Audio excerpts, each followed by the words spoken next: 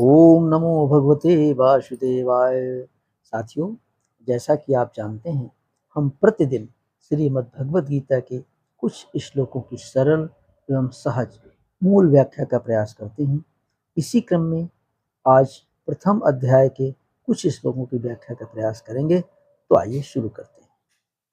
तेनयोरुभयोर्मध्ये रथं स्थापयाम्यच्युत, यावदेतान् निरीक्ष्ये अहं योद्धुकामान् अवस्थितान्, कैर्मया सह योद्धव्यस्मिन् रणसमुद्यमे। यानी अर्जुन ने कहा, हे अच्युत, हे केशव, कृपा करके मेरा रथ दोनों सेनाओं के बीच ले चले, जिससे मैं यहाँ उपस्थित युद्ध की अभिलाषा रखने वालों को और शस्त्रों की इस महान परीक्षा में जिनसे मुझे संघर्ष करना है, उन्हें जी भर के देख सकूं। तात्पर्य, यद्यपि श्री कृष्ण साक्षात श्री भगवान हैं, किंतु वे अहेतुकी कृपावश अपने मित्र की सेवा में लगे हुए थे। वे अपने भक्तों पर स्नेह दिखाने में कभी नहीं चूकते। इसीलिए अर्जुन ने उन्हें अच्युत कहा। सारथी रूप में उन्हें अर्जुन की आज्ञा का पालन करना था। उन्होंने इसमें कोई संकोच नहीं किया, अतः उन्हें अच्युत कहकर संबोधित किया गया है। यद्यपि उन्होंने अपने भक्त का सारथी पद स्वीकार किया था, किंतु इससे उनकी परम स्थिति अक्षुण्ण बनी रही। प्रत्येक परिस्थिति में वे इंद्रियों के स्वामी श्री भगवान ऋषिकेश हैं। भगवान तथा उनके सेवक का संबंध अत्यंत मधुर एवं दिव्य होता है। सेवक स्वामी की सेवा करने के लिए सदैव उद्यत रहता है और भगवान भी भक्त की कुछ न कुछ सेवा करने की कोशिश में रहते हैं। वे इसमें विशेष आनंद का अनुभव करते हैं कि वे स्वयं आज्ञादाता न बने, अपितु उनके शुद्ध भक्त उन्हें आज्ञा दें। क्योंकि वे स्वामी हैं, अतः सभी लोग उनके आज्ञा पालक हैं और उनके ऊपर उनको आज्ञा देने वाला कोई नहीं। किंतु जब वे देखते हैं कि उनका शुद्ध भक्त आज्ञा दे रहा है, तो उन्हें दिव्य आनंद मिलता है। यद्यपि वे समस्त परिस्थितियों में अच्युत रहने वाले हैं। भगवान का शुद्ध भक्त होने के कारण अर्जुन को अपने बंधु बांधवों से युद्ध करने में की तनिक भी इच्छा न थी, किंतु दुर्योधन द्वारा शांतिपूर्ण समझौता न करके हठ धर्मिता पर उतारू होने के कारण उसे युद्ध भूमि में आना पड़ा। अतः वह यह जानने के लिए अत्यंत उत्सुक था कि युद्ध भूमि में कौन कौन से अग्रणी व्यक्ति उपस्थित हैं। यद्यपि युद्ध भूमि में शांति प्रयासों का कोई प्रश्न नहीं उठता, तो भी वह उन्हें फिर से देखना चाह रहा था और यह देखना चाह रहा था कि वे इस अवांछित युद्ध पर किस हद तक तुले हुए हैं।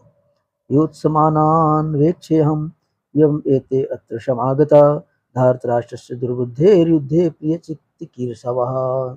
मुझे उन लोगों को देखने दीजिए जो यहाँ पर धृतराष्ट्र के दुर्बुद्धि पुत्र यानी दुर्योधन को प्रसन्न करने की इच्छा से लड़ने के लिए आए हुए हैं। तात्पर्य, यह सर्वविदित था कि दुर्योधन अपने पिता धृतराष्ट्र की साठगांठ से पापपूर्ण योजनाएं बनाकर पांडवों के राज्य को हड़पना चाहता था। अतः जिन समस्त लोगों ने दुर्योधन का पक्ष ग्रहण किया था, वे उसी के समान धर्मा रहे होंगे।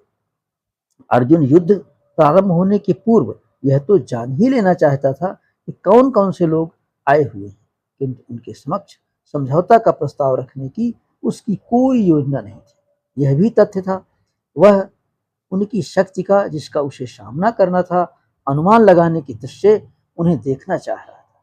यद्यपि उसे अपनी विजय का विश्वास था, क्योंकि कृष्ण उसकी बगल में विराजमान थे।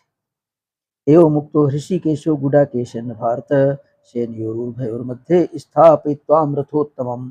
संजय ने कहा, हे भरतवंशी, अर्जुन द्वारा इस प्रकार संबोधित किए जाने पर भगवान कृष्ण ने दोनों दलों के बीच में उस उत्तम रथ को लाकर खड़ा कर दिया। तात्पर्य यह, इस श्लोक में अर्जुन को गुडाकेश कहा गया है।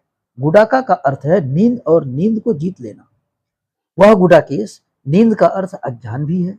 अतः अर्जुन ने कृष्ण को की मित्रता के कारण नींद तथा अज्ञान दोनों पर विजय प्राप्त की थी। कृष्ण के भक्त के रूप में वह कृष्ण को क्षण भर भी नहीं भुला पाया, क्योंकि भक्त का स्वभाव ही ऐसा होता है। यहाँ तक कि चलते अथवा सोते हुए भी कृष्ण के नाम, रूप, गुणों तथा लीलाओं के चिंतन से भक्त कभी मुक्त नहीं रह सकता। अतः कृष्ण का भक्त उनका निरंतर चिंतन करते हुए नींद तथा अज्ञान दोनों को जीत सकता है। इसी को कृष्ण भावनामृत या समाधि कहते हैं। प्रत्येक जीव की इंद्रियों तथा मन के निर्देशक अर्थात ऋषिकेश के रूप में कृष्ण अर्जुन के मंतव्य को समझ गए कि वह क्यों सेनाओं के मध्य में रथ को खड़ा करवाना चाहता है। अतः उन्होंने वैसा ही किया और वे फिर इस प्रकार चले गए। आप सबने गीता के इन अमृत तुल्य श्लोकों की को धैर्य पूर्वक सुना, इसके लिए बहुत बहुत साधुवाद। जय श्री कृष्ण। राधे राधे।